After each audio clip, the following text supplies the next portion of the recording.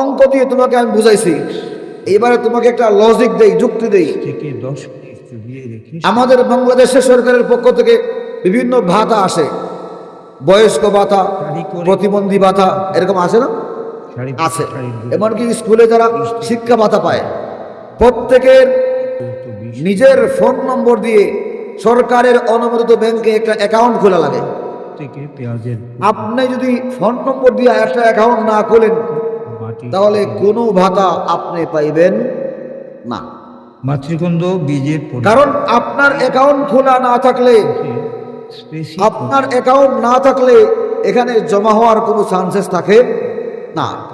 ঠিক তেমনি ভাবে দুনিয়ার সকল মানুষ আল্লাহর ব্যাংকে যদি একত্ববাদের মাধ্যমে, তাওহীদের মাধ্যমে, আল্লাহর একত্ববাদ বিশ্বাসের মাধ্যমে সে যদি অ্যাকাউন্ট না খুলে, তাহলে সে যতই ইনকাম করুক, যতই সৎকর্ম করুক, ওই সৎকর্মগুলো তার অ্যাকাউন্টে জমা হওয়ার কোনো পসিবিলিটি থাকবে না।